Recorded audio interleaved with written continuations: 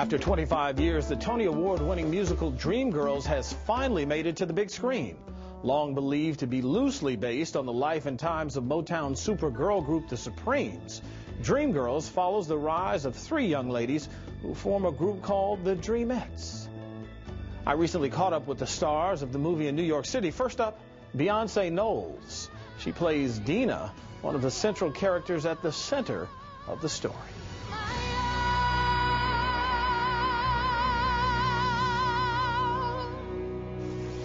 Talk to me a little bit about your life and what you brought to it, because there are obviously similarities. Yes. What were you able to draw on? From the outside looking in, you would see similarities. Obviously, I started out in Destiny's Child and became a solo artist, and Dina started out in the Dreams and became a solo artist.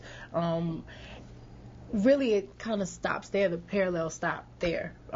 We had the same drive as you know, young girls, but I did not draw on my own experiences for this part, Dina, because we had different lives, and you know, Dina grew up in the Detroit projects. She didn't have a father, therefore she allowed Curtis, her husband, to take control of her career, and she needed to get out of that life, so she was willing to be a puppet and do whatever they told her to do to become a celebrity, as opposed to me, who grew up middle class with my father, and I'm my own Curtis. I'm in control of my own career, and am the lead singer because of my voice and my talent. When Dina, it was written in the script that she has a weak voice, so I had to hold back tremendously, and that was not a problem for me.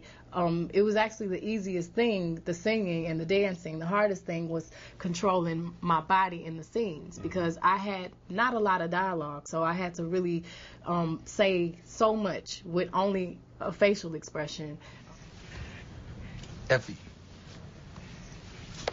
Dina's gonna sing lead. Dina's doing what?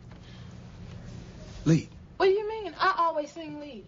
I'm completely surprised. I'm completely sad for my friend, and a little bit happy because I'm excited about it. I had to be all of those different emotions in one expression without saying anything, and that happens for most of the movie, so it was really difficult. What do you want this to be for you?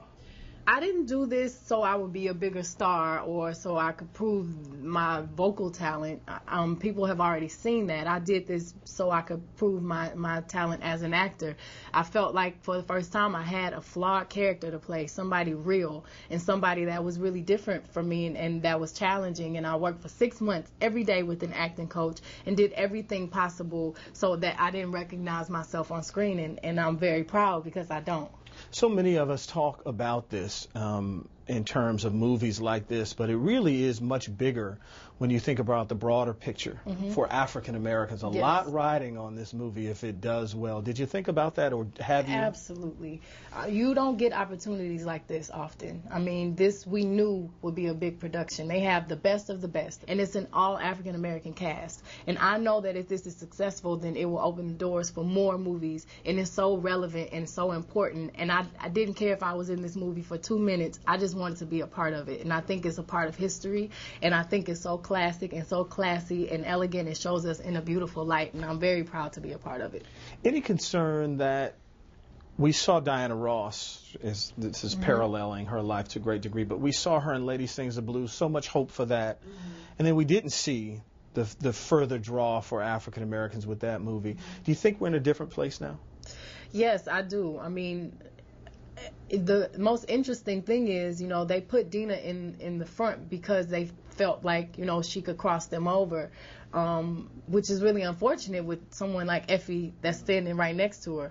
But they had to hold back in the 60s. But now people are emulating us, and now, you know, pop stars are trying to be more urban, more hip hop. So times have changed, and now we don't have to hold back, and I think that's beautiful. You said finally that this was one of those parts that you longed to play. You wanted to involve yourself in this. Is there a particular person, something that you still today feel like, I really want to do that?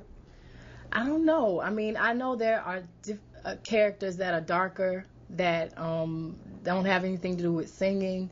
I would love to do something that is completely unexpected. I would have loved to play Effie. I mean, but, you know, obviously, if the director didn't believe me as Dina, I couldn't have gone that far. But eventually, I would love to do something that dramatic and something that is, you know, someone that's the underdog and someone that is not about a look or a voice, just something that's gritty. Still to come, he plays the ambitious manager.